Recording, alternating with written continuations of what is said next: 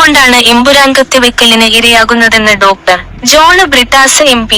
ഭരണഘടന വിഭാവനം ചെയ്യുന്ന പൗരന്റെ ആവിഷ്കാര സ്വാതന്ത്ര്യമെന്ന മൗലികാവകാശത്തിന് മേലാണ് ചോദ്യചിഹ്നം ഉയരുന്നതെന്നും അദ്ദേഹം ഫേസ്ബുക്കിൽ പങ്കുവെച്ച കുറിപ്പില് പറയുന്നു. സമഗ്രാധികാരം കൈവശമുള്ള ഒരു പ്രത്യയശാസ്ത്രവും ഭരണസംവിധാനവും ഒരു സിനിമയ്ക്കെതിരെ സടകുടഞ്ഞെഴുന്നേൽക്കുമ്പോൾ അതിന്റെ മാനം വലുതാണെന്നും അദ്ദേഹം കുറിപ്പില് ചൂണ്ടിക്കാണിച്ചു. സ്വന്തം സിനിമ എങ്ങനെ നിർമ്മിക്കണം, എന്തൊക്കെ സെൻസറിന് വിധേയമാക്കണം, എങ്ങനെ പ്രദർശിപ്പിക്കണം, പ്രദർശിപ്പിച്ച ശേഷം വീണ്ടും സെൻസർ ചെയ്യണോ എന്നുള്ളതൊക്കെ ആ സിനിമയുടെ ശില്പികളുടെ സ്വാതന്ത്ര്യമാണെന്നും അദ്ദേഹം വ്യക്തമാക്കി. ഫേസ്ബുക്ക് കുറിപ്പിന്റെ പൂർണ്ണരൂപം. കുറെ കാലത്തിനു ശേഷമാണ് തിയേറ്ററിൽ പോയി ഒരു സിനിമ കാണുന്നത്. എമ്പുരാന് സിനിമയുടെ സവിശേഷതയേക്കാള് എനിക്ക് പ്രചോദനമായത് സമകാലിക രാഷ്ട്രീയ സാഹചര്യവും സിനിമയ്ക്കെതിരെ ഉയർന്ന അതിശക്തമായ സമ്മർദ്ദങ്ങളുമായിരുന്നു. ഏതൊരു സിനിമയ്ക്കെതിരെയും വിമർശനങ്ങളും എതിർപ്പുകളും ഉയരാം. എന്നാല് സമഗ്രാധികാരം കൈവശമുള്ള ഒരു പ്രത്യയശാസ്ത്രവും ഭരണസംവിധാനവും ഒരു സിനിമയ്ക്കെതിരെ സടകുടഞ്ഞെഴുന്നേൽക്കുമ്പോൾ അതിന്റെ മാനം വലുതാണ്.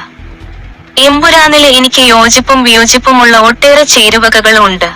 സിനിമയെ മാസ് ലെവലിലേക്ക് മാറ്റുവാന് പ്രയോഗിച്ച ഹോളിവുഡ് വിദ്യകള് എനിക്കത്ര ഹൃദ്യമായോ എന്ന് ചോദിച്ചാൽ ഉറപ്പില്ല.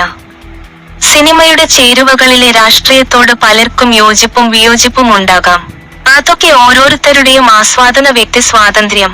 ഗുജറാത്ത് കലാപത്തിന്റെ പശ്ചാത്തലമാണ് സിനിമക്ക് ഇഴ കോർക്കുന്നത്. ഇന്ത്യൻ ചരിത്രത്തിലെ ഇരുണ്ട അധ്യായമാണ് അത്. 2000-ഓളം മുസ്ലിങ്ങള് ഗുജറാത്തില് കൂട്ടക്കൊല ചെയ്യപ്പെട്ടു എന്നത് യാഥാർത്ഥ്യമാണ്. അവരെല്ലാം ഫ്ലൂ വന്നാണ് മരിച്ചതെന്ന് ആർക്കും പറയാനാവില്ലല്ലോ.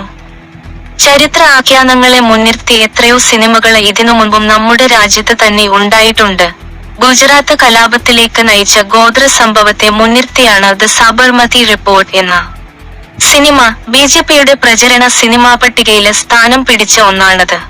കേരളത്തെ അപമാനിക്കാന് കൊണ്ടുവന്ന കേരള സ്റ്റോറി പോലെ സബർമതിക്ക് വേണ്ടിയും പ്രധാനമന്ത്രി നരേന്ദ്ര മോദി വാചാലനായി എന്നതും ശ്രദ്ധേയം. ദ കശ്മീർ ഫയൽസ്, ഷവ തുടങ്ങി ഈ ഗണത്തില് പെടുന്ന ഒട്ടേറെ സിനിമകള് നമുക്ക് തന്നെ ഓർത്തെടുക്കാനാവുന്നില്ലേ? 1000-ഓളം സിഖുകാര് കൊല്ലപ്പെട്ട ഡൽഹി കലാപത്തെ മുൻനിർത്തി അരഡസന് സിനിമകള് വന്നിട്ടില്ലേ? അതിൽ അവസാനം ഇറങ്ങിയത് ജോഗി എന്ന ചിത്രമാണ്. കേരളത്തിലെ വിവിധ രാഷ്ട്രീയ നേതാക്കളെ നിശിതമായി വിമർശിക്കുന്ന എന്തിനേറെ അപകീർത്തിപ്പെടുത്തുന്ന സിനിമകൾക്ക് ഇവിടെ ക്ഷാമമൊന്നുമില്ല. അപ്പോൾ എന്തുകൊണ്ടാണ് എമ്പുരാന് കത്തിവെക്കലിന് ഇരയാകുന്നത്? ഭരണഘടന വിഭാവനം ചെയ്യുന്ന പൗരന്റെ ആവിഷ്കാര സ്വാതന്ത്ര്യമെന്ന മൗലികാവകാശത്തിന് മേലാണ് ചോദ്യചിഹ്നം ഉയരുന്നത്. നമ്മുടെ രാജ്യത്തിന്റെ പോക്ക് എങ്ങോട്ടാണെന്നുള്ളതാണ് എന്നെ അലോസരപ്പെടുത്തുന്നത്. സ്വന്തം സിനിമ എങ്ങനെ നിർമ്മിക്കണം, എന്തൊക്കെ സെൻസറിന് വിധേയമാക്കണം, എങ്ങനെ പ്രദർശിപ്പിക്കണം, പ്രദർശിപ്പിച്ച ശേഷം വീണ്ടും സെൻസർ ചെയ്യണോ എന്നുള്ളതൊക്കെ ആ സിനിമയുടെ ശില്പികളുടെ സ്വാതന്ത്ര്യമാണ്.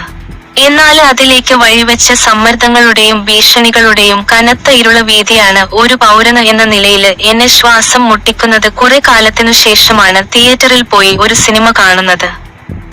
എമ്പുരാൻ സിനിമയുടെ സവിശേഷതയേക്കാൾ എനിക്ക് പ്രചോദനമായത് സമകാലിക രാഷ്ട്രീയ സാഹചര്യവും സിനിമയ്ക്കെതിരെ ഉയർന്ന അതിശക്തമായ സമ്മർദ്ദങ്ങളുമായിരുന്നു.